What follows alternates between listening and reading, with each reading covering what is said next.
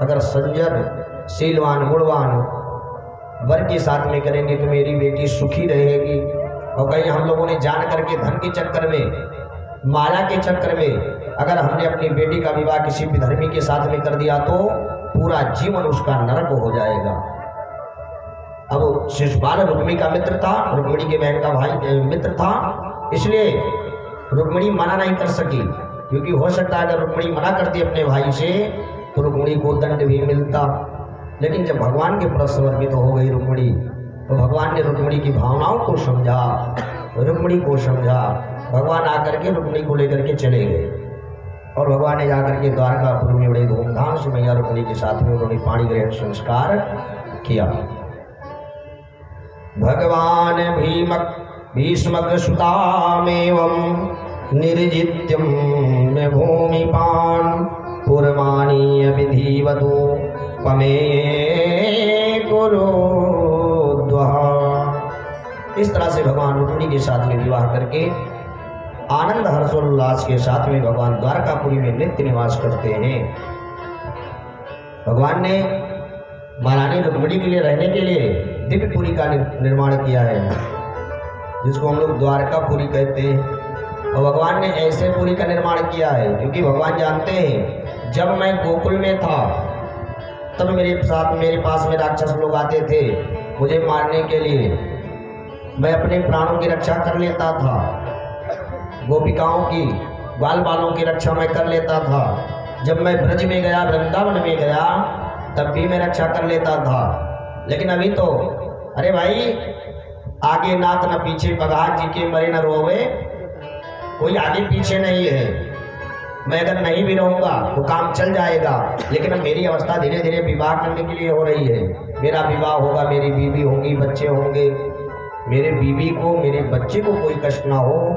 इसलिए भगवान पूरे ब्रज को ले जा करके समुद्र के मध्य में एक भवन का निर्माण कर लिया, जिसका नाम रख दिया बोलो द्वारकापुरी की जय।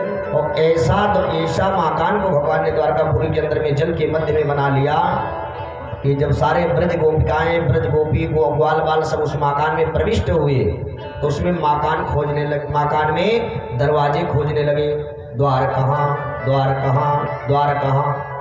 भगवान ले जाकर के सबको कैद कर दिया और उसमें दरवाजे नहीं थे। अब सारे गोपग्वाल, सारी ब्रज सखिया द्वार कहाँ चिल्लाने लगी। इसलिए उस द्वार कहाँ के करने के कारण उस पुरी का नाम पड़ गया द्वारकापुरी, जो सभी पुरियों में श्रेष्ठ है, सभी तीर्थों में श्रेष्ठ है। भगवान ने ले जाकर के सबको वहाँ पर वास कर दिया। धीरे धीरे समय व्यतीत हो गया। माता रुक्मिणी के गर्भ से एक बालक ने जन्म ले लिया, जिसका नाम था बोलो प्रद्युम्न जी महाराज की जय। श्री सुखदेव जी महाराज कहते हैं कि हे राजन, कामस्तु वासुदेवांसे दगदा प्राग रुद्रमन्युना देहोपपत्तये भूयस तमेवा प्रत्यपद्यतः। माता रुक्मिणी के गर्भ से कुछ समय के अंतराल पर एक पुत्र का जन्म हुआ, जो साक्षात कामदेव का अंश कहा जाता है। जिस समय भगवान शंकर समाधिस्थ होकर के बैठे थे, तारकासुर का अत्याचार बढ़ गया था। देवता लोग त्राहिमाम कर करके भगवान ब्रह्मा के पास में गए। ब्रह्मा जी सबको लेकर के भगवान नारायण के पास में गए। जाकर के भगवान नारायण से प्रार्थना किया, महाराज तारकासुर के अत्याचार से त्रैलोक्य भयभीत है, त्रैलोक्य पीड़ित है। महाराज कोई युक्ति करिए। भगवान नारायण ने कहा कि भैया मैं क्या कर सकता हूं? नाथ आप तो ही सब कुछ कर सकते हैं, सर्वाधार हैं। महाराज अगर भगवान शिव अपना विवाह करें, क्योंकि जब से सती ने अपने प्राण को त्याग दिया था, भगवान शंकर के हृदय में वैराग्य जागृत हो गया। शंकर ने अपने मन में संकल्प कर लिया था कि एक बार मैंने विवाह किया और एक बार विवाह के करने के कारण जब मेरी पत्नी मर गई तो मुझे अभी तक रोना पड़ रहा है, उसका वियोग मेरे हृदय में है, विरह अग्नि मुझे जला रही है। अगर मैं दोबारा विवाह करूंगा तो इसी तरह से मेरी पत्नी दोबारा मर जाएगी, इसलिए विवाह करना ठीक नहीं है। अब तो भगवान का भजन करना है।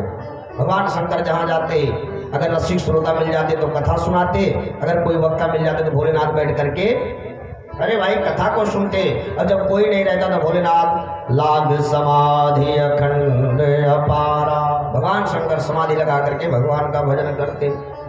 एक बार भगवान शंकर बैठ करके भजन कर रहे थे, तारकासुर के द्वारा देवता मनुष्य सब परेशान हो गए उसके प्रकोप से, उसके अत्याचार से। सब गए भगवान नारायण के पास में। नारायण अगर आप चाह लेंगे, क्योंकि भगवान शंकर दुनिया में केवल अगर बात मानते हैं तो आपकी मानते हैं, आपके अन्यत्र किसी की बात नहीं मानते हैं। अच्छा भैया चलिए चलता हूँ, मैं निवेदन कर लेता हूँ। भगवान शंकर की समाधि लगी हुई थी।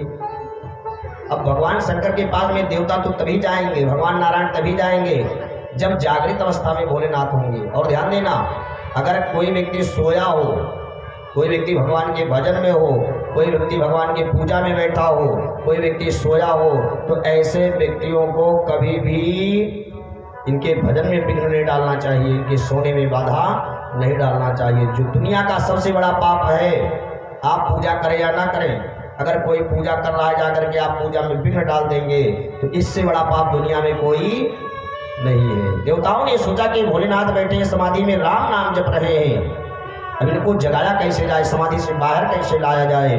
जब तक भोलेनाथ समाधि से बाहर नहीं आएंगे तब तक बातचीत हो नहीं पाएगी। तो देवताओं ने कहा कि महाराज अगर सभी लोग चलेंगे जगाएंगे तो सबको पाप लगेगा। एक काम करते हैं, कोई एक चला जाए भोलेनाथ को जगा दे और भोलेनाथ जग जाएंगे तो एक ही व्यक्ति को पाप लगेगा। लो भैया, जितने देवता थे वही कहावत, ऊंच निवास नीच कर तूती और देख न सके पराए विभूति।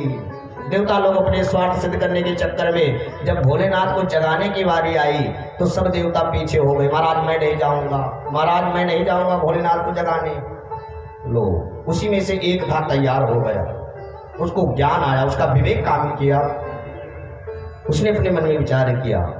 वो और कोई नहीं था, वही था कामदेव। कामदेव ने कहा कि परहित लाग तजई जो दे, परहित लाग तजई जो दे, परहित लाग तजई जो दे, परहित लाग तजई जो दे। संतत संग प्रशंसति तेरी, संतत संग प्रशंसति तेरी, संतत संग प्रशंसति तेरी, संतत संग प्रशंसति तेरी। परहित लाग तजई जो देहि, परहित लाग तजई जो देहि। कामदेव ने कहा कि देवताओं में ज्यादा कुछ तो नहीं जानता हूँ, लेकिन इतना जरूर जानता हूँ, अगर परोपकार के लिए अगर इस शरीर का प्रत्याग करना पड़े तो प्रत्याग कर देना चाहिए। दुनिया में परोपकार के लिए शरीर त्यागने के समान कोई पुण्य नहीं है। अगर आपके मर जाने से अगर किसी जीव का कल्याण हो जाए तो इस जीवन को खत्म कर देना चाहिए महाराज।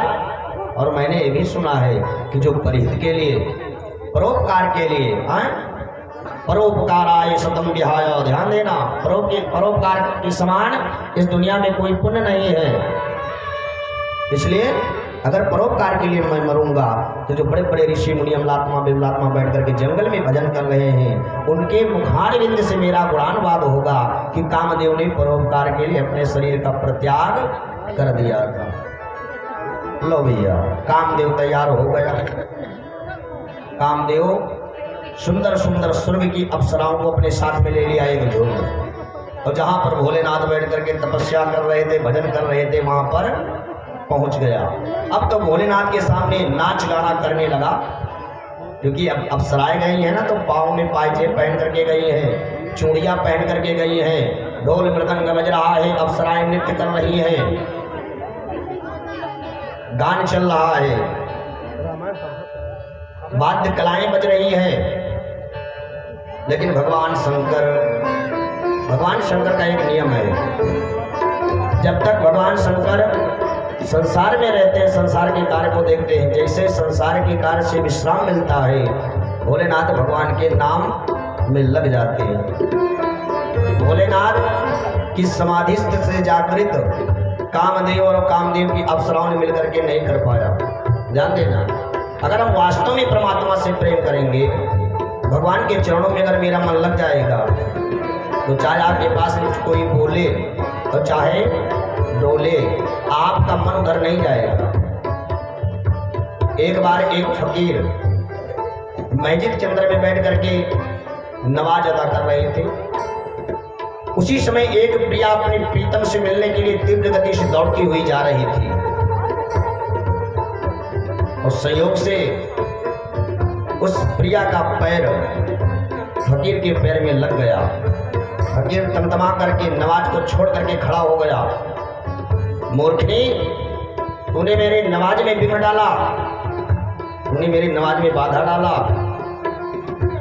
उस प्रिया ने कहा, उस स्त्री ने कहा कि महाराज, मैं तो अपने प्रियतम के मिलने के लिए इतना आतुर थी, मैं उसके प्रेम में इतनी बावली हो गई थी, मुझे तो हर जगह मेरा केवल प्रीतम दिख रहा था कि मैं अपने प्रीतम से कितनी जल्दी मिलूं। और महाराज, आप मस्जिद के अंदर में बैठ करके नमाज अदा कर रहे हैं।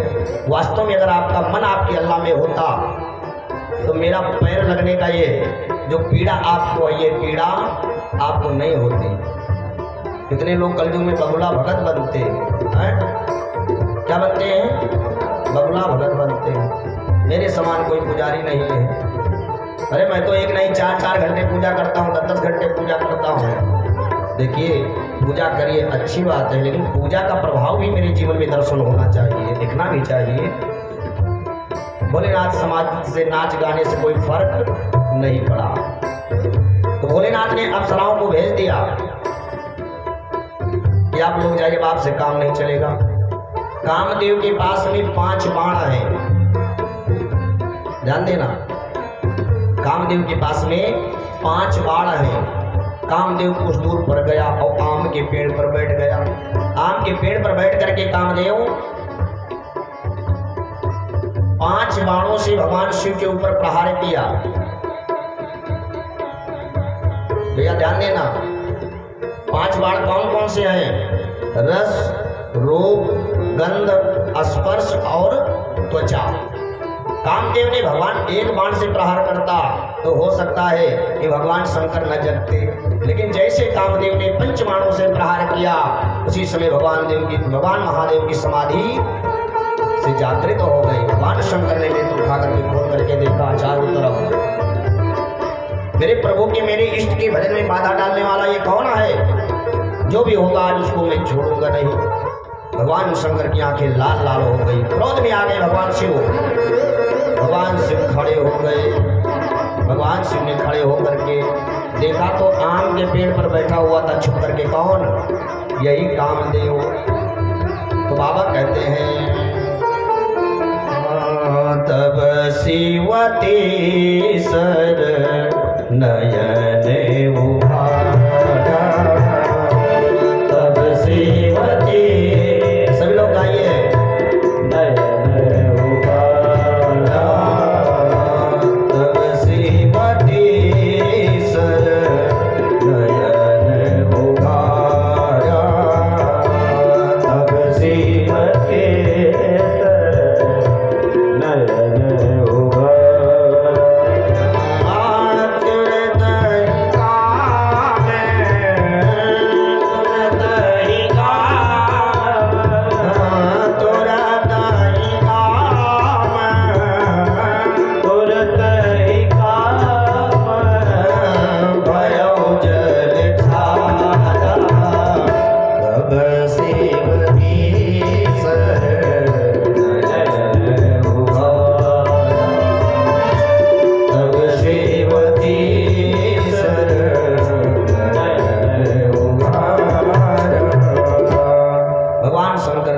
तीसरे नेत्र को खोल दिया, कामदेव जलकर के राख हो गया। अब तो कामदेव की पत्नी जब रति को ये पता चला कि मेरे पति को भगवान शंकर ने मार दिया है, रति दौड़ते आई, भगवान से प्रार्थना करने लगी, भगवान शंकर से प्रार्थना करने लगी। तो भैया दुनिया में भगवान शंकर से ज़्यादा जल्दी रुष्ट होने वाला कोई देवता नहीं है, और भगवान शिव के समान कोई जल्दी प्रसन्न होने वाला भी देवता नहीं है। और बाबा गोस्वामी ने, क्योंकि बिना कृष्णावतार के रामावतार नहीं हो सकता है, इसलिए रामचरितमानस में बाबा जी ने केवल 2 चौपाई के माध्यम से पूरी भागवत कथा को लिख दिया है। जो विद्वान जन बैठे हैं सब जानते हैं। जिस तरह से व्यास भगवान ने 9 स्कंद में पूरा रामचरित्र लिख दिया है, इसी तरह से बाबा गोस्वामी जी ने रामचरितमानस के अंदर में 2 चौपाई में पूरी भागवत कथा को प्रविष्ट करा दिया है। प्रति दौड़ते दौड़ते आइए, सरकार आपने मेरे पति को मार दिया, महाराज मैं अनाथ हो गई। दुनिया में अगर स्त्री को खाने के लिए ना मिले, पहनने के लिए ना मिले तो चल जाएगा, लेकिन अगर किसी स्त्री का पति इस दुनिया से चला जाए तो उसका जीवन जीना कठिन हो जाता है। तो महाराज मेरे पति का तो कोई दोष भी नहीं था, वो तो देवताओं के लिए आकर के जगाने के लिए आए थे। दंड देना था तो आप देवताओं को देते, आप मेरे पति को दंड दे दिए। भगवान शंकर उसकी विनय को सुन करके, उसकी विनती को सुन करके, रति के विचार को सुन करके भगवान शिव प्रसन्न हो गए। भगवान शिव ने कहा कि देवी अब इस जन्म में तुम्हारा पति तुमको नहीं प्राप्त होगा, लेकिन जब यदुवंश कृष्ण अवतारा होई है ये हरण महाबलिहारा। राम सिया राम जय जय राम, राम सिया राम जय जय राम। कृष्ण तनय है पति तोरा, बचन अन्यथा होई न मोरा। राम सिया राम जय जय राम। बोलो बोलो राम सिया राम जय जय राम। कृष्ण तनय होई है पति तोरा, जय जय बचन अन्यथा होई न मोरा। राम सिया राम जय जय राम, राम सिया राम जय जय राम। इसलिए भगवान शंकर ने वरदान दे दिया था कि कृष्ण तनय हुई हैं पद थोड़ा। जाओ देवी मैं आशीर्वाद देता हूँ, जब द्वापर में भगवान श्री कृष्ण आएंगे अपनी लीला का स्मरण करने के लिए इस धरा पर, तो आपका जो पति है वही भगवान श्री कृष्ण का पुत्र बन करके आएगा, वो आपको पति के स्वरूप में प्राप्त हो जाएगा। लो भैया वही कथा आज आ गई। श्री सुखदेव जी कहते हैं कि हे राजन कामास्तु वासुदेवांशो, आज माता रुक्मिणी के गर्भ से मानो साक्षात कामदेव का प्रादुर्भाव हो गया हो। भगवान माता रुक्मिणी का जो पुत्र है प्रद्युम्न कामदेव के जैसे ही प्रतीत हो रहा है। अच्छा भाई बात भी सही है, जैसे जिसके माँ बाप होंगे उसी के अनुसार उसके बच्चे होंगे, जैसे जिसके माँ बाप के संस्कार होंगे वही संस्कार बच्चे के अंदर में आएंगे। लो भैया प्रद्युम्न का जन्म हो गया, और एक जब प्रद्युम्न जी महाराज का जन्म हो गया तो एक राक्षस हुआ जिसका नाम था संबरासुर। क्या नाम था? संबरासुर। संबरासुर की मृत्यु भगवान श्री कृष्ण के इसी पुत्र के द्वारा निश्चित थी। संबरासुर को यह पता चला कि मुझे मारने वाला जन्म ले चुका है। संबरासुर नाम का राक्षस आया, और रुक्मिणी जी अभी सूतकागृह में थी। जिस कक्ष में बच्चे जन्म लेते हैं तो रखा जाता है जब तक शुद्धिकरण न हो जाए। सूतकागृह में माता रुक्मिणी थी। संबरासुर नाम के राक्षस ने आकर के प्रद्युम्न जी का अपहरण कर लिया। अपहरण कर करके ले जा करके उसको समुद्र में फेंक दिया, क्योंकि मेरा काल है, मुझे मारने वाला है। ले जा करके समुद्र में फेंक दिया गया।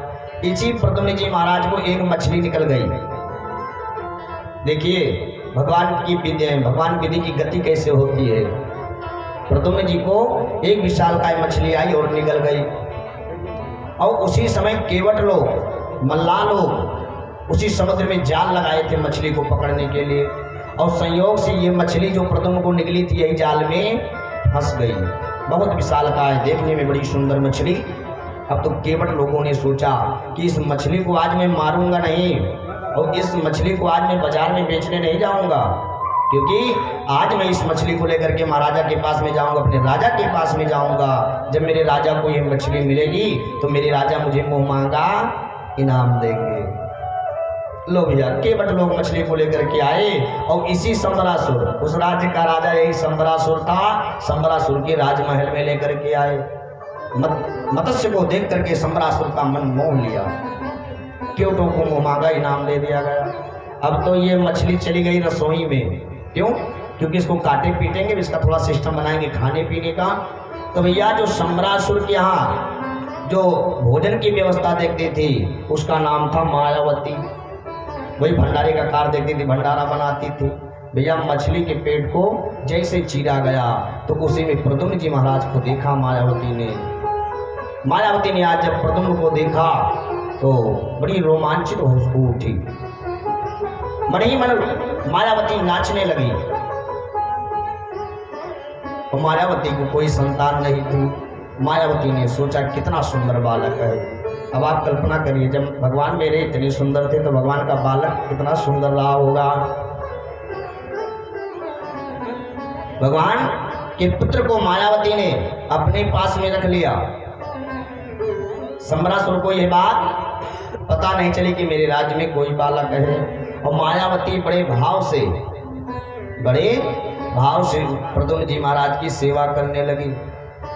लो भैया, प्रद्युम्न जी महाराज जब मायावती के पास में रहते हैं, एक दिन देवर्षि नारद का पदार्पण हो गया। बोलो नारद जी महाराज की।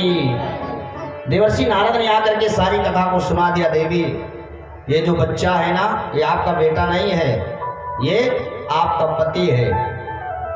अच्छा महाराज, ये मेरा पति है? हाँ, आपका पति है। पूर्व जन्म में भगवान शंकर ने जो आपको वचन दिया था ना, आप इसकी पति हो, आप इसकी पत्नी हो, ये आपका पति है। ठीक है महाराज, कोई बात नहीं है। लो भैया, अब तो मायावती इतने भाव से सेवा करने लगी कि अल्प काल में ही मायावती ने प्रद्युम्न जी महाराज को युवावस्था में कर लिया। जब प्रद्युम्न जी महाराज युवावस्था के हो गए तो मायावती अब प्रद्युम्न जी से हंसी मजाक करें, उल्टा सीधा बोले। प्रद्युम्न जी महाराज ने डांट लगाया, देख माँ के और पुत्र के बीच में कैसे संबंध होने चाहिए, कैसे शब्दों का प्रयोग करना चाहिए, कैसे आचरण होना चाहिए, तेरे को नहीं पता है? तू मेरी माँ है, मैं तेरा बेटा, और तुम मुझसे उल्टे सीधे बात बोलती रहती हो। लो भैया, मायावती ने सारी कथा को सुना दिया। मायावती ने भी बताया कि कैसे कैसे मेरे पास में आए। सारी बात जब प्रद्युम्न जी को विदित हो गई तो मायावती ने कहा कि एक काम करिए, ये जो मेरा पिता है संबरासुर है ना, जो मेरा पिता संबरासुर है, इसको आप मार दीजिए। जब ये मेरा बाप मर जाएगा तो हम लोग आज़ाद हो जाएंगे। अगर मेरा बाप नहीं मरेगा तो फिर हम लोग एक जगह नहीं रह पाएंगे। लो भैया, मायावती को कुछ सूझा नहीं। मायावती ने एक लोहे के लट्ठ को ला करके दे दिया, लाठी ला करके दे दिया। प्रद्युम्न जी महाराज गए और संबरासुर को ललकार दिया। जब संबरासुर को प्रद्युम्न ने ललकारा तो संबरासुर भी बलवान था, राक्षस था, वो भी प्रद्युम्न के ऊपर आक्रमण करने के लिए दौड़ पड़ा। भगवान ने केवल, प्रद्युम्न जी महाराज ने केवल एक लाठी का स्पर्श करा दिया, उसी लाठी से संबरासुर का गोविंदाय नमो नमः। लो भैया, संबरासुर मर गया। भगवान श्री कृष्ण को पता चला। भगवान श्री कृष्ण आए, अपने पुत्र को और अपने पुत्र बहू को लेकर के द्वारका के लिए चले गए। बोलो कृष्णचंद्र भगवान की। अरे श्री राधा हमारी गोरी गोरी, अरे श्री नवल किशोरी, कन्हैया तेरो प्यारो है। श्री राधा हमारी गोरी गोरी, नवल किशोरी, कन्हैया तेरो प्यारो है। जानते ना राधा जी कैसे हैं? अरे बिल्कुल कपूर जैसे गोरी गोरी। अब तो भैया तो मंडली बन गई भगवान के यहाँ। ग्वाल बाल सब भगवान की तरफ से, सारी सखियां राधा जी की तरफ से, और ग्वाल बाल को उदाहरण दे रही हैं। ग्वाल बाल इसको बुलाना दे रहे हैं सखियों को, राधा रानी को। राधा हमारी गोरी गोरी सी नवल किशोरी, कन्हैया तेरो कारो है श्री राधा हमारी गोरी गोरी सी नवल किशोरी, कन्हैया तेरो कारो है। वो तो कारो नहीं है मतवारो, जगते मुझे यारो श्री राधा जी को प्यारो है। वो तो कारो नहीं है मतवारो, जगत मुझे यारो श्री राधा जी को प्यारो है। वो तो कारो नहीं है मुझे यारो, जगत मुझे यारो श्री राधा जी को प्यारो है। श्री राधा हमारी गोरी गोरी नवल किशोरी, कन्हैया तेरो कारो है। श्री राधा हमारी गोरी गोरी नवल किशोरी, कन्हैया तेरो कारो है। कन्हैया तेरो कारो है, कन्हैया तेरो कारो है। बोले सच्चिदानंद भगवान की। सुखदेव जी महाराज से परीक्षित जी ने प्रश्न किया कि महाराज मैंने सुना है कि एक बार भगवान को मिथ्या कलंक लग गया था, भगवान ने गलती नहीं किया था लेकिन फिर भी भगवान के मस्तक पर अबजस का टीका लग गया था। महाराज उसकी कथा सुनाइए। अभी भैया कल हम सबने श्रवण किया कि भगवान का कितना विवाह हुआ था। अरे अभी तो कल हम सबने केवल भगवान रुक्मिणी का और भगवान श्री कृष्ण का विवाह उत्सव मनाया ना। अभी भगवान के 16,107 विवाह कराने हैं। कितने विवाह? 107। और जब तक भगवान का विवाह हो नहीं जाएगा तब तक हम लोग जाने वाले नहीं है। ध्यान देना, चाहे 1 वर्ष लग जाए विवाह कराने में पूरा है। अरे भाई हम लोगों को ना धान काटना है ना गेहूं बोना है, हमारे तो राम नाम की खेती है। इसलिए संत जन गाया करते हैं कि राम नाम के हीरे मोती है। हमारे तो भैया यही बीज है, यही खेती है।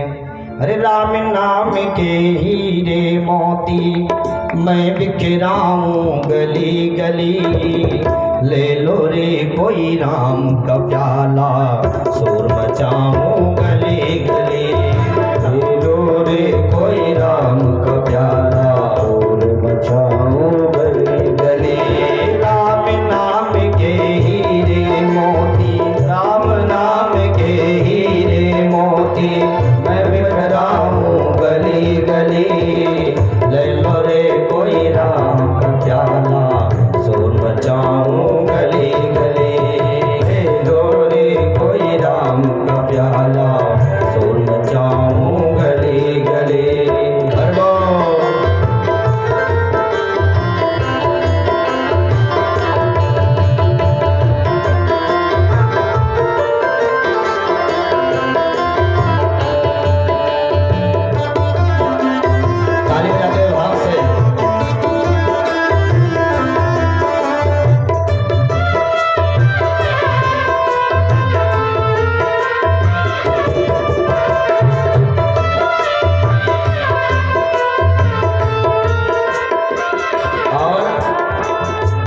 जिसने यह मोती लूटा सो अब माया माल हुए, जिन जिनने यह मोती लूटा सो सब माला माल हुए, जो माया के बने पुजारी सो बिल्कुल कंगाल हुए, जो माया के बने पुजारी सो बिल्कुल कंगाल हुए।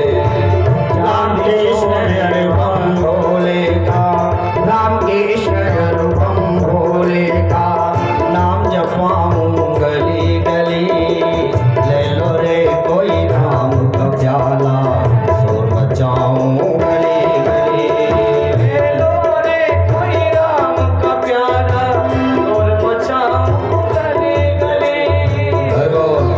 देखिए मेरी तारीफ से सेवा करते भाव से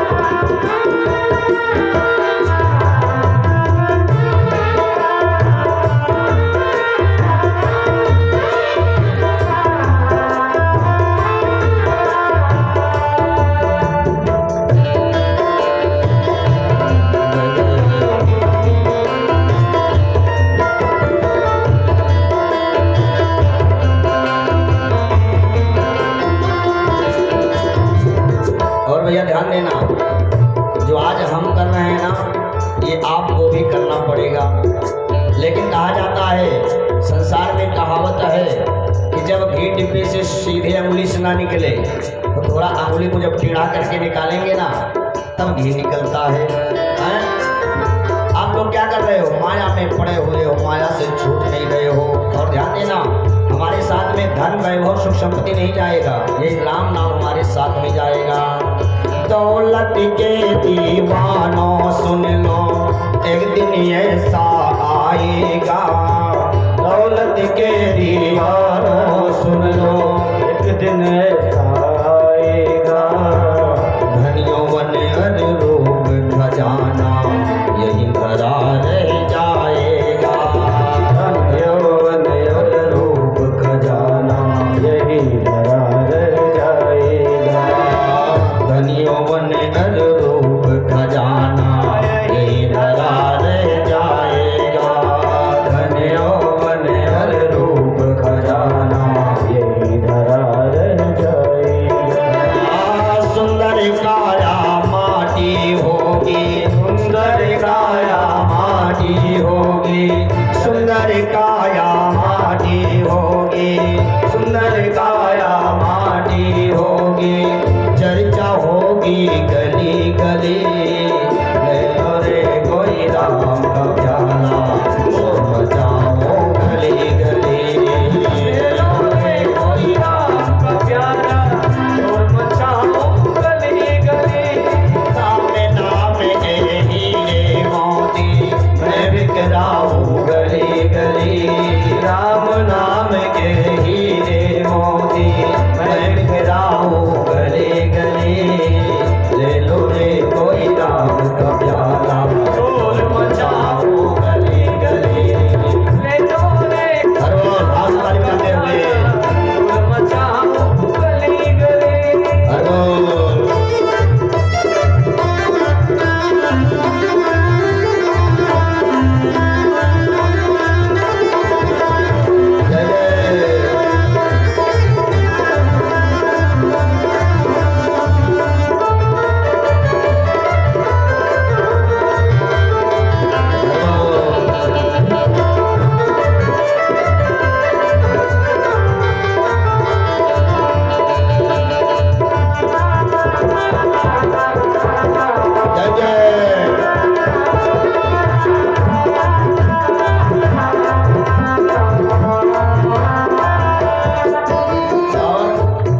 आपका परिवार है, आपकी बीवी है, बच्चे हैं ना भैया, अंतिम क्षण में ये भी आपका साथ देने वाले नहीं हैं।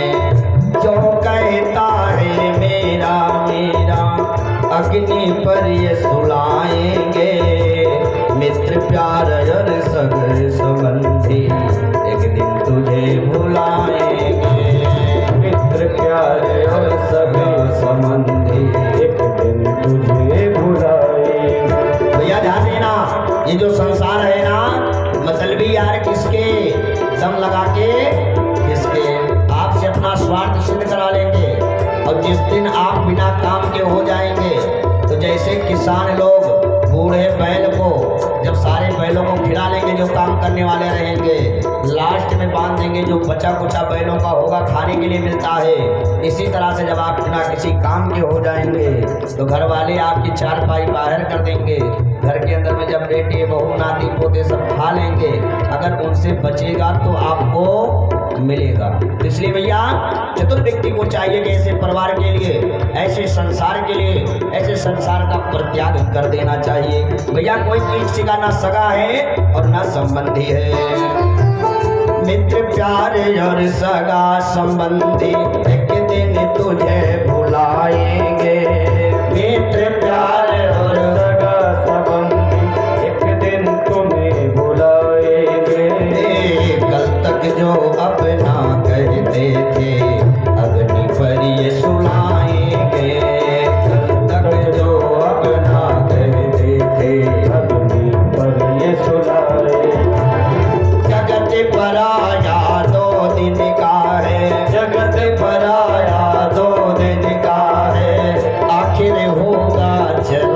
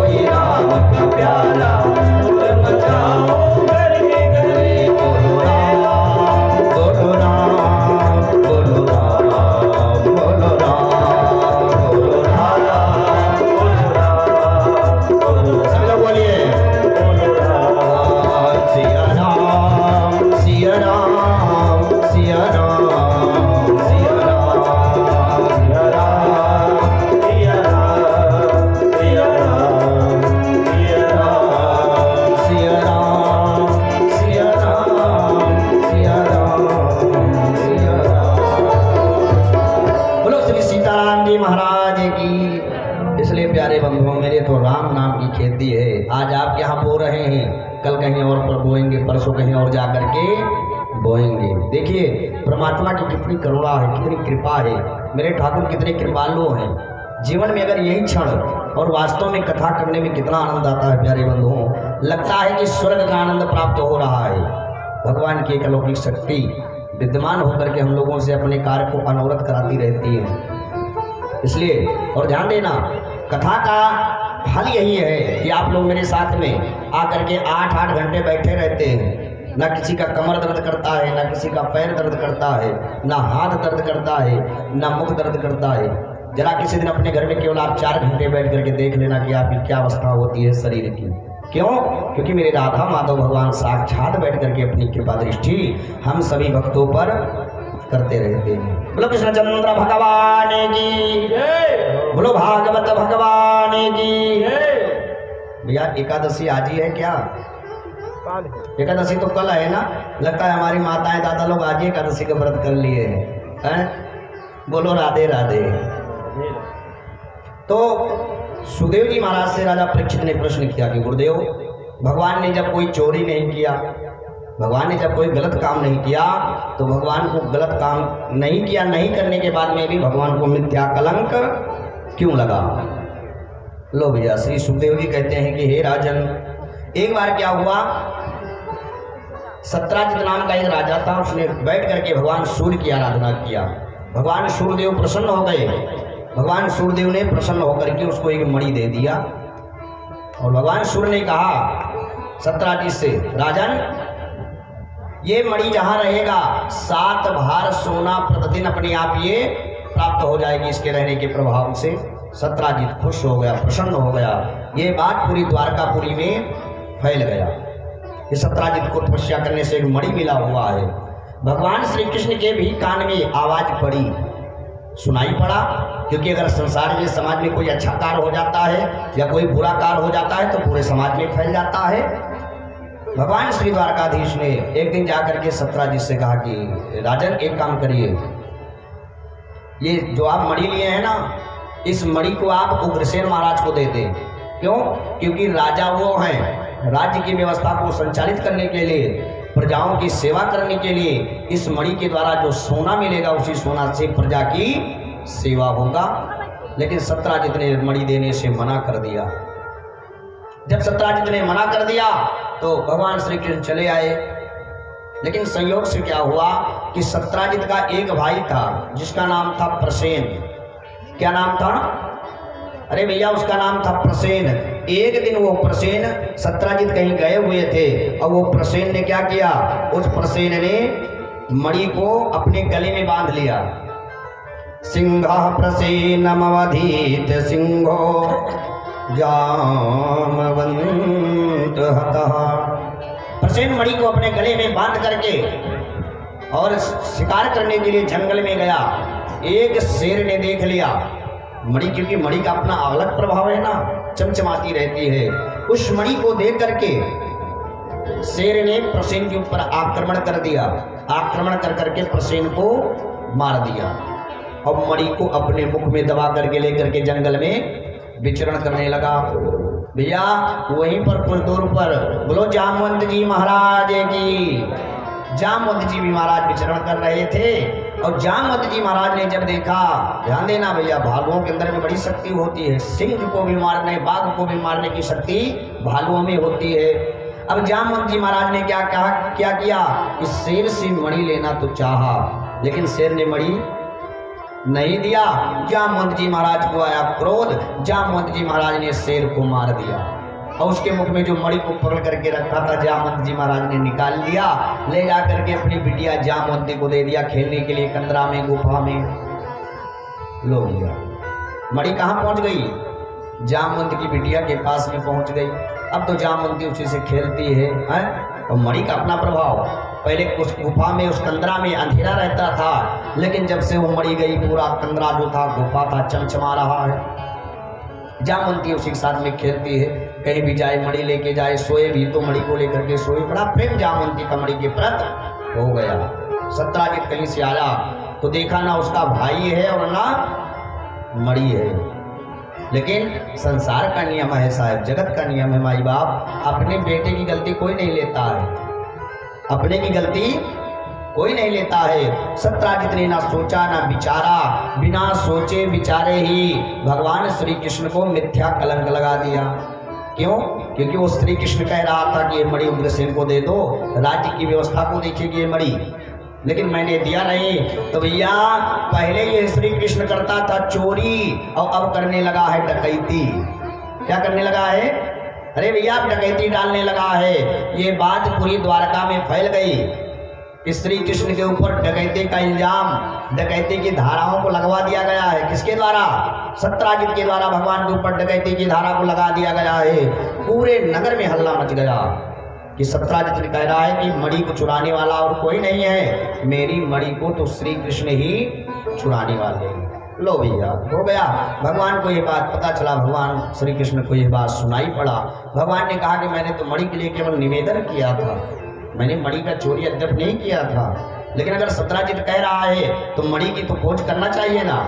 मैं चोरी नहीं किया हूँ, यह सिद्ध करने के लिए मुझे मणि की खोज करना चाहिए। भगवान श्री कृष्ण मणि खोजने के लिए निकल पड़े। रास्ते में गए तो जगह प्रसेन मिला।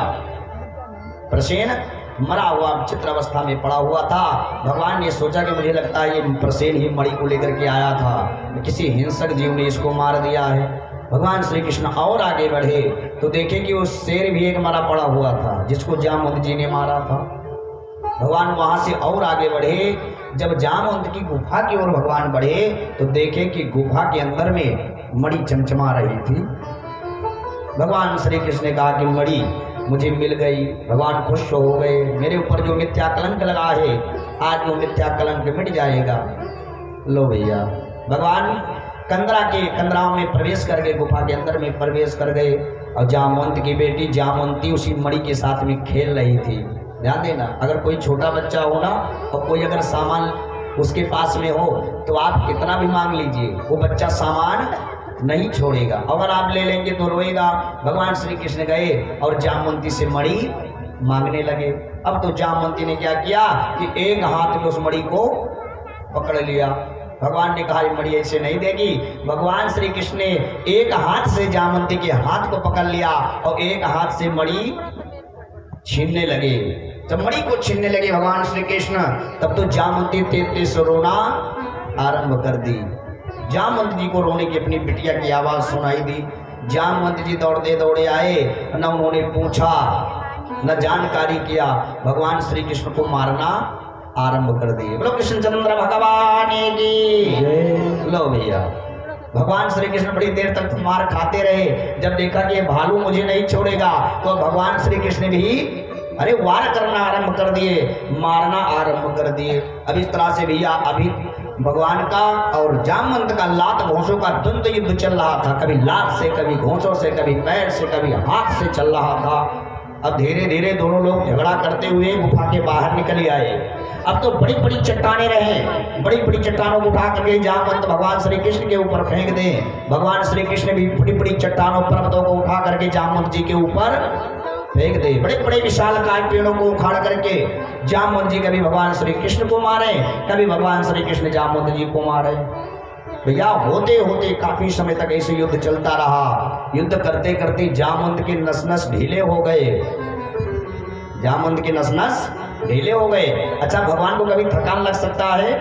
अरे जो पूरी सृष्टि का भार अपने ऊपर लेकर के खड़ा है, पूरी सृष्टि को चलायमान करने वाला है, संचालित करने वाला है, उन भगवान को कभी थकान नहीं लगता है। लो भैया जब कुछ दिन तक युद्ध चला तो युद्ध चलने के बाद में जामवंत जी ने कहा अरे आप नारायण तो नहीं हैं?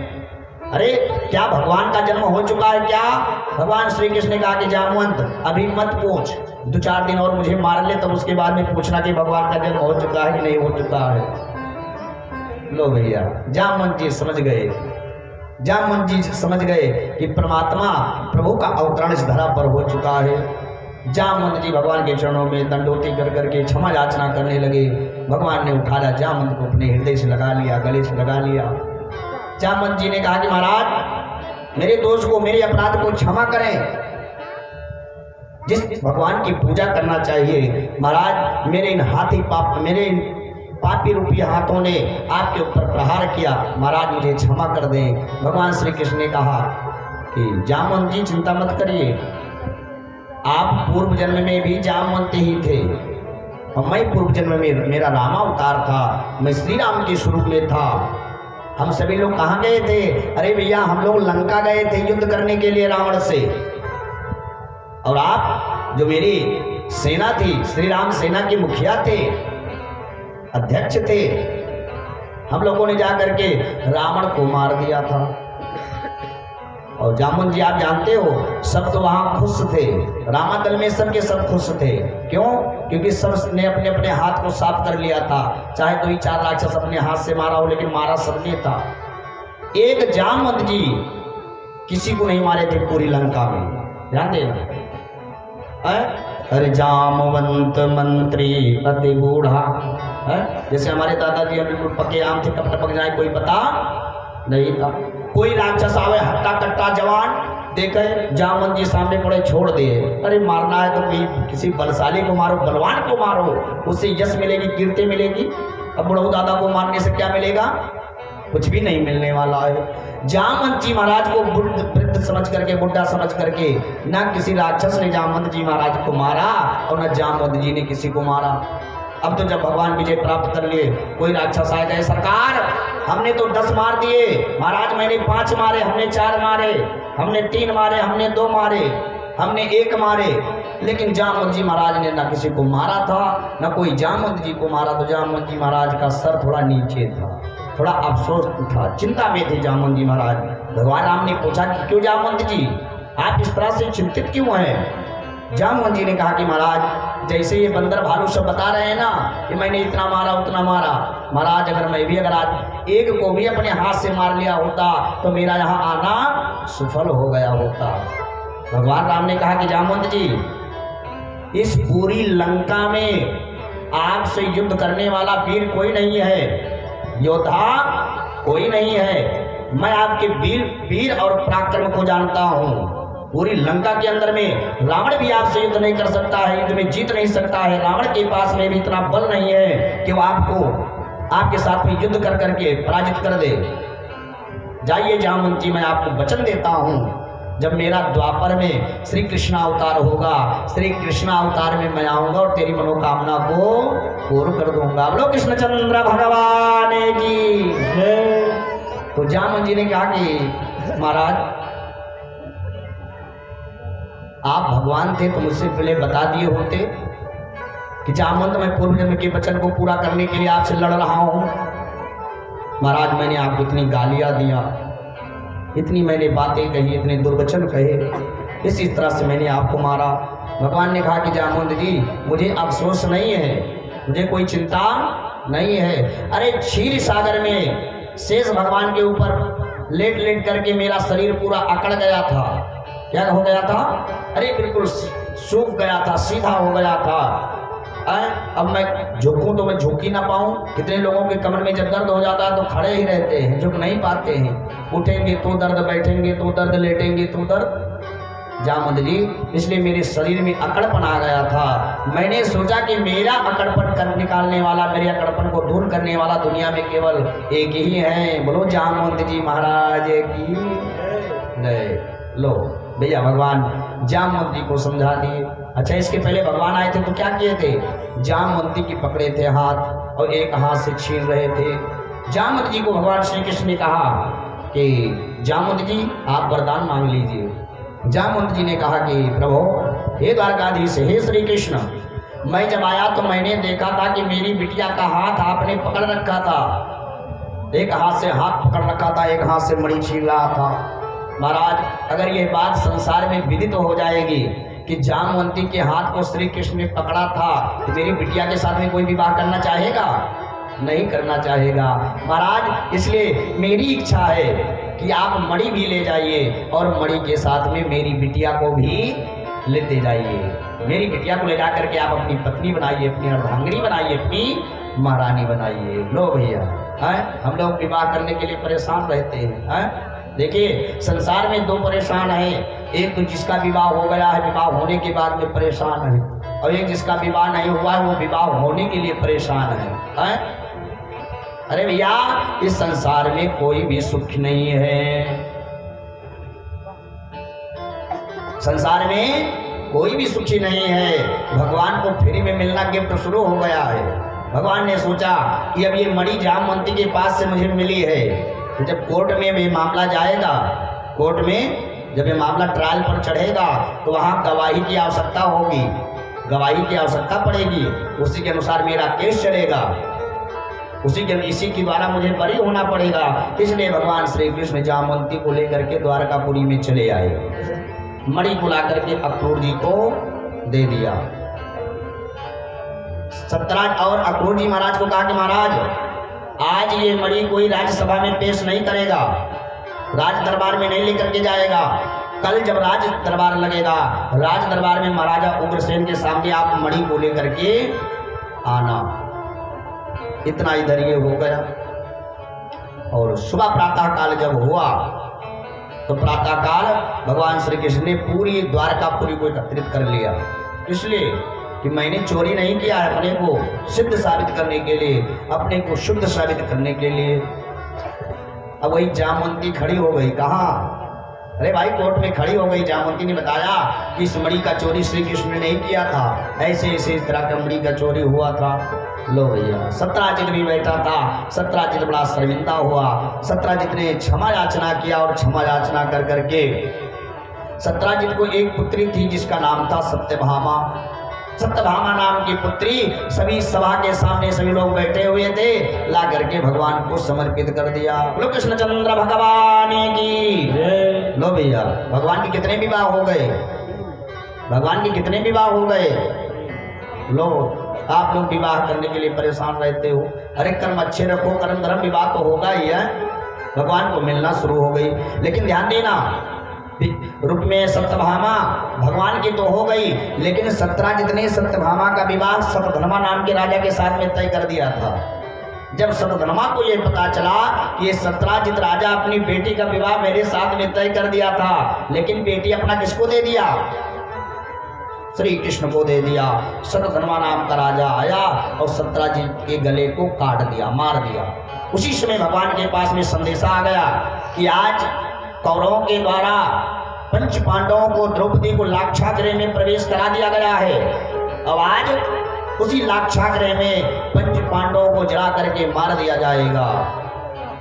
भगवान श्याम सुंदर को सूचना मिला। भगवान श्याम सुंदर उसी समय अपने ससुर सत्यराजित की लाश को नौका मंगा करके उसमें तेल रख करके भगवान चले गए। कहाँ? पांडवों की रक्षा करने के लिए। भगवान पांडवों की रक्षा कर करके आए। आने के बाद में अपने ससुर की अंत्येष्टि किए, क्योंकि सत्यराजित के एक बेटी यही सत्यभामा थी और कोई नहीं था। लो भैया, भगवान के कितने विवाह हो गए?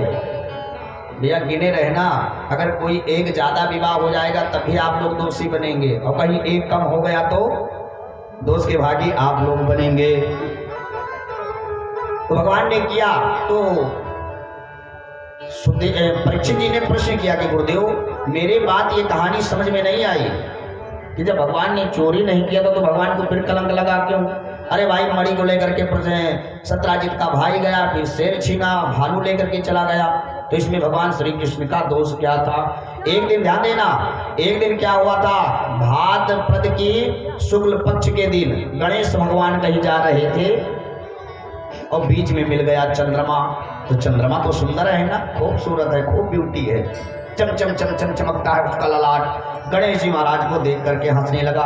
हे मोटे पेट वाले, हे छोटे हाथ पैर वाले, हे हाथी के सूंड वाले। हैं? अरे भाई बोलने का भी अपना कई तरीका होता है ना।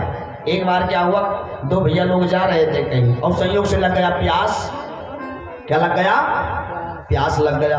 ग्वालिन आई थी कुएं पे जल भरने के लिए। तो एक ने कहा कि भाई मुझे तो प्यास लगी है, लेकिन इन ग्वालिन यहाँ पर स्त्रियां, इनके पास में मैं कैसे जाऊं? मुझे पानी पिलाएं कि ना पिलाएं? लो भैया, तो भाई ने कहा कि भैया एक काम कर, तू यहीं ठहर, मैं अभी आता हूँ। लो भैया, भाई गया वो और जा करके निवेदन किया, हे माता जी। क्या कहा? हे माता जी, मुझे बहुत प्यास लगी है, मुझे थोड़ा जलपान करा दीजिए, मुझे पानी पिला दीजिए ताकि मेरी प्यास बुझ सके। ग्वालन ने मटका से पानी निकाला और उसको पिला दिया, वो चला आया। दूसरे ने कहा कि भैया अब एक काम कर, तू सामान दे, मैं पी करके आता हूँ। वो भी गया, वो भी जा करके कहा, हे मेरे पिता की पत्नी जी। क्या कहा? अरे भाई आया तो बताया कि तुमने कैसे किया। तुमने कहा कि मेरे माता जी मुझे पानी पिला दीजिए, ग्वालन ने मुझे पानी पिला दिया। अब दूसरा गया, कहा, हे मेरे पिता की पत्नी जी, मुझे प्यास लगी है, मुझे पानी पिला दीजिए। अब तो ग्वालन को क्रोध आ गया है, ना मैं इसको जानती हूँ, ना मैं इसके पिता को जानती हूँ, इसके बाप को जानती हूँ, अब ये मुझे क्या कह रहा है, हे मेरे पिता की पत्नी जी, मुझे पानी पिला दीजिए। लो भैया, अब तो ग्वालन को आ गया क्रोध। ग्वालन ने मटकी उठा करके उसको मारना शुरू कर दिया। तो भैया बात दोनों ने एक ही कहा। एक ने कहा कि हे माँ मुझे पानी पिला दो। भाई माँ कौन है? देखिए केवल वही कहने का भाव, कहने का तरीका अपना अपना अलग है। चंद्रमा ने गणेश भगवान का कर दिया अवहेलना करके हंसने लगा। गणेश भगवान को क्रोध आ गया। गणेश भगवान ने चंद्रमा को श्राप दे दिया, जा चंद्रमा मैं तेरे को श्राप देता हूँ, तेरे को अपनी सुंदरता पर अभिमान है, सुंदरता पर घमंड है ना, मैं श्राप देता हूँ कि आज के दिन जो तेरा मुख देख लेगा उसको कलंक जरूर लगेगा। बोलो गणेश भगवान की साहब कुछ लोग गोरे हो जाते हैं समाज में ना, तो लगता है हमको ऐसा प्रतीत होता है कि मेरे समान इस दुनिया में कोई नहीं है, है? अरे भाई गोरा होना, सांवला होना, और ध्यान देना। अच्छा आप लोग बताइए, गोरे में आकर्षण होता है कि सांवले में? हाँ, कोई अगर थोड़ा सांवला रहेगा ना तो लोग मजाक में, अरे कलवा आ जा, अरे कल्लू आ जा। ध्यान देना, जितना आकर्षण भैया सांवलेपन में है, कालेपन में, उतना गोरेपन में नहीं है। इसीलिए भगवान राम का वर्ण कैसा था? नीलांबुजस्या मलकोमलांगम और सीता समारो पितवाम भागम पाणो महा सायक चारु चापम नमामि रामं रघुवंशनाथम। भगवान राम कैसे थे? श्याम वर्ण के थे। भगवान श्री कृष्ण कैसे हैं? श्याम वर्ण के हैं। क्यों? क्योंकि भैया श्याम वर्ण में बड़ा आकर्षण होता है। अच्छा चलो ठीक। गणेश भगवान ने श्राप दे दिया, आज के दिन जो देखेगा उसको मिथ्या कलंक, झूठा कलंक जरूर लग जाएगा। लो भैया, भाद्र शुक्ल पक्ष की चतुर्थी को अगर किसी ने चंद्रमा को देख लिया तो उसको कलंक जरूर लगेगा। एक दिन क्या हुआ, यही भाद्र शुक्ल पक्ष की चंद्रमा तिथि थी। भगवान श्री कृष्ण की मैया यशोदा गई थी गैया का दोहन करने के लिए, गैया का दूध निकालने के लिए। सायंकाल के समय में चंद्रमा निकला हुआ था। तो गैया क्या करती हैं, जब गैया को दूध को निकालने के लिए बछड़ों को छोड़ा जाता है तो गैया मलमूत्र का त्याग करती हैं, दूध को उतारती हैं अपने बछड़े को पिलाने के लिए। गैया ने मलमूत्र का त्याग किया। मलमूत्र का त्याग करने के बाद में गैया ने अपने उसी मलमूत्र में अपने पैर को रख दिया। सारा मलमूत्र उसी गैया के खुर में जाकर के एकत्रित हो गया। भगवान जानते हैं कि मुझे देखना नहीं है, लेकिन मैया यशोदा दूध निकाल रही थी, भगवान वहीं पर टहल रहे थे और उसी गाय के गोकुर के उस मलमूत्र में भगवान श्री कृष्ण ने किसको देख लिया? चंद्रमा को देख लिया। लो भैया, भगवान ने प्रत्यक्ष नहीं देखा, केवल गौमूत्र में चंद्रमा को देख लिया, भाद्र शुक्ल पक्ष की चंद्रमा को। तो भगवान को इतना बड़ा कलंक लग गया। और कहीं हम लोग शुक्ल पक्ष की चतुर्थी तिथि को चंद्र भगवान को घोर के देखेंगे तो क्या होगा? फाड़ फाड़ करके। भैया समझ लो, हैं? अच्छा ये बात, ये कथा कहीं है कि नहीं है? ध्यान देना, ये कथा कहीं है कि नहीं है? रामचरितमानस में है कि सो पर नार हर लीला रे गोसाई, तो पर नार लीला रे गोसाई, सो पर नार लीला रे गोसाई, सो पर नार लीला रे गोसाई, तजवो चौथे के चंद की नाई,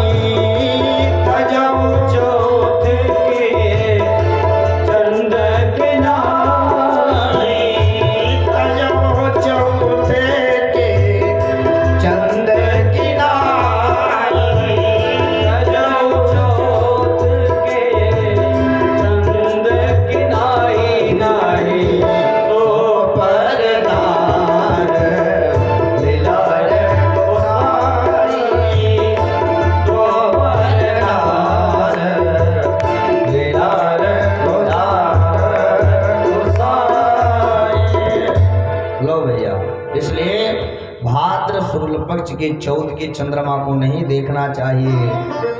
आचार्य सुखदेव ने कहा कि राजन, भगवान ने केवल मलमूत्र में, थोड़े से मलमूत्र में चंद्रमा का दर्शन कर लिया था, इसलिए भगवान को भैया कलंक का भागी बनना पड़ा था।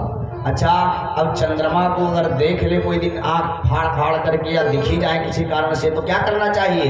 एक काम करना, छोटी छोटी बजड़ी इकट्ठी कर लेना। बता दें कि रहने दें? बता दें? ये बूढ़ा भैया कह रहे हैं बता दो। क्या करना? अरे भाई, छोटी छोटी बजड़ी इकट्ठा कर लेना और अपने गांव में देख लेना सबसे ज्यादा गुस्सा करने वाला व्यक्ति कौन है। तो छोटी छोटी कंकड़ियों को ले जा करके या तो उसके ऊपर फेंक देना या उसके घर के ऊपर से फेंक देना, क्योंकि जो क्रोध वाले जो होते हैं ना, वो तो अकारण गाली देते रहते हैं, बोलते रहते हैं। थोड़ा सा कोई आपको गाली दे देगा, बोल दे देगा, तो जो कलंक का उसका प्रभाव है, वो प्रभाव खत्म हो जाएगा। अगर आपको ना हो, ये भी ना हो, तो भैया ये जो एक भगवान की मणि चोरी की कथा है, भगवान की कलंक की कथा है, इसी को 10वें स्कंद में 59वें अध्याय से जस्ट पहले ये पूरी मणि की कथा दिया हुआ है। इसी कथा को आप पढ़ लेना। जो इस कथा को पढ़ लेता है, उसको अगर कोई चंद्रमा देखा रहता है तो उसका भी कलंक चला जाता है। अगर आप भविष्य में भी देखेंगे तो उस कलंक का प्रभाव, चंद्रमा का देखने का प्रभाव जीव के ऊपर नहीं पड़ता है। बोलो कृष्णचंद्र भगवान की। और एक संदेश और, कभी आप लोग अपनी सुंदरता पर घमंड नहीं करना है। कभी आप अपनी सुंदरता पर घमंड नहीं करना। साहेब, जो लोग सुंदर होते हैं ना, उनको ये कल्पना करना चाहिए कि जब मैं इतना सुंदर हूँ या मैं इतनी बड़ी सुंदरी हूँ तो मुझको बनाने वाला कितना बड़ा होगा। है? अरे नाम है तेरा हर पालनहारा, हर नाम है तेरा पालनहारा, काम तेरा कैसा होगा। जिनकी प्रतिमा इतनी सुंदर, वो कितना सुंदर होगा, वो कितना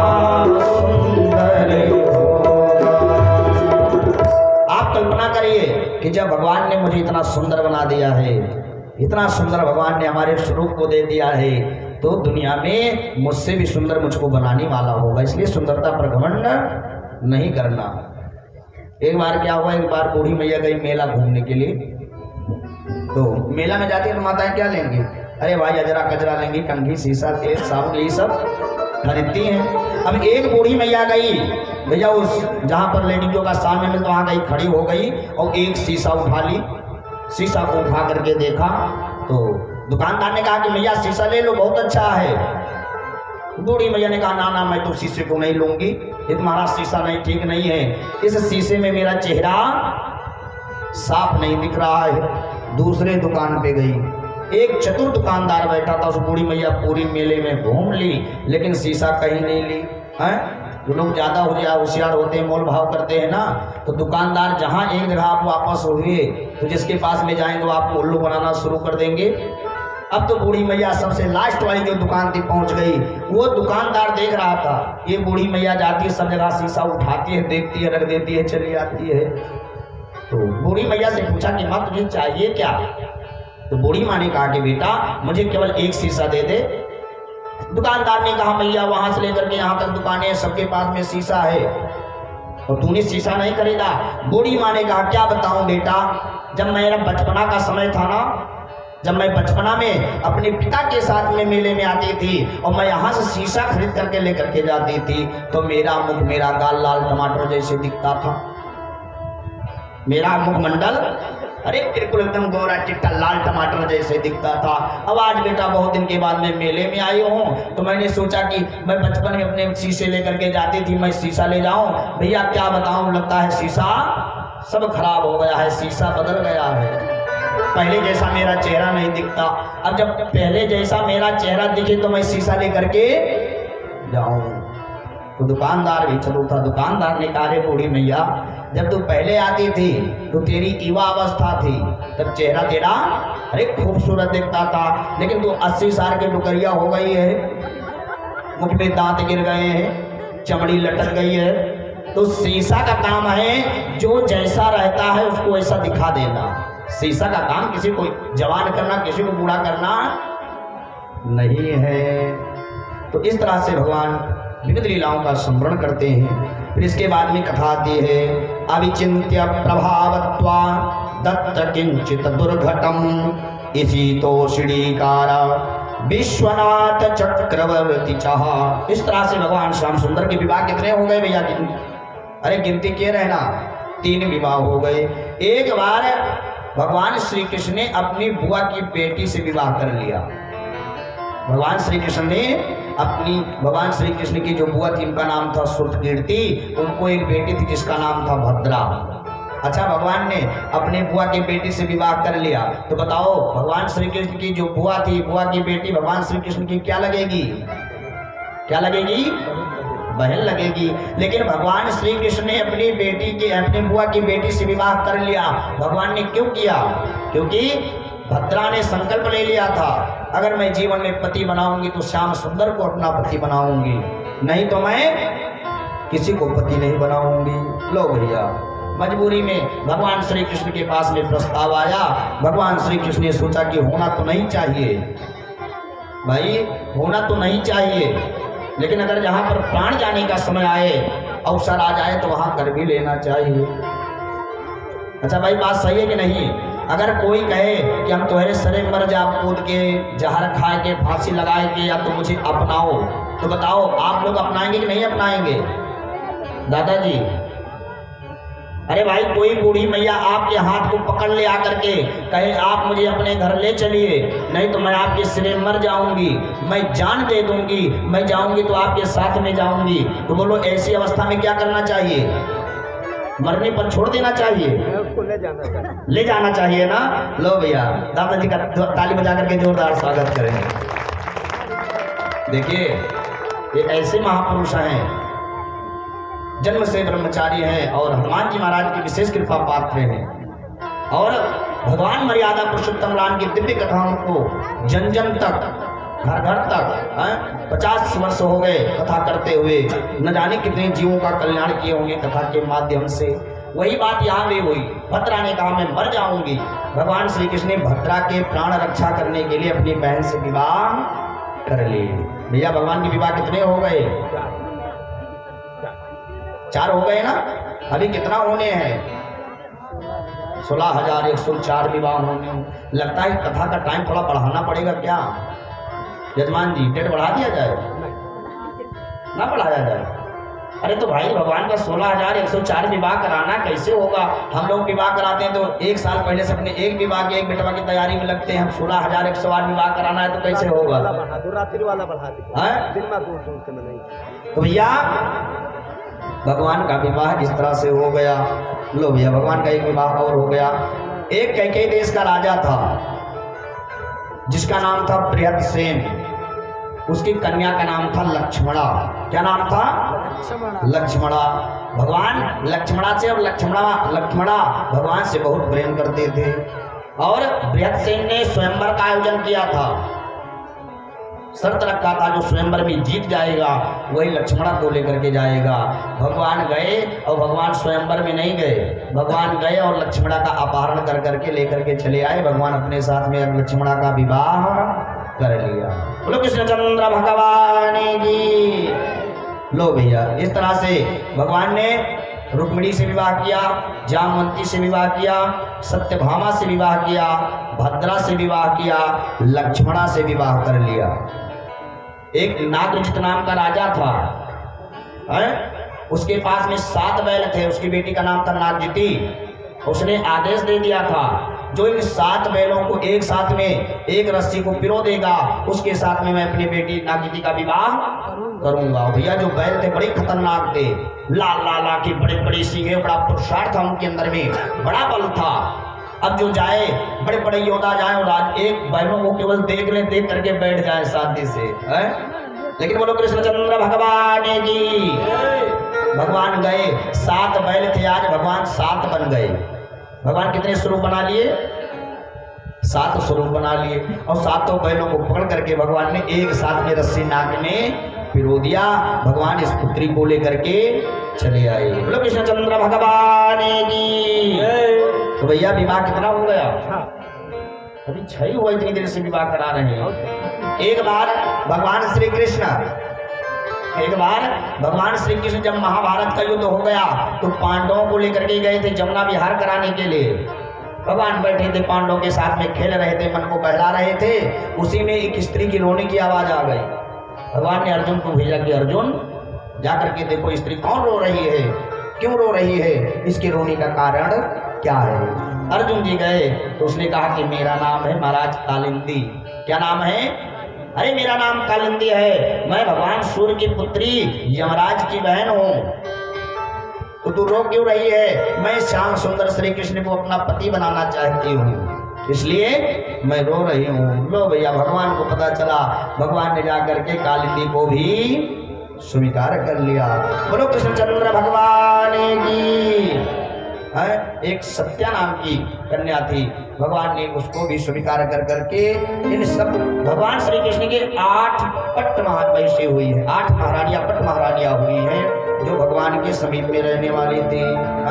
जाते ना, जो भगवान के भरोसे रहता है भगवान उसका कल्याण जरूर कर देते हैं। इसलिए 2 मिनट संकीर्तन करिए, पुनः कथा को आगे बढ़ाएंगे। हरे श्री कृष्ण गोविंद हरे मुरारी, हे नाथ नारायण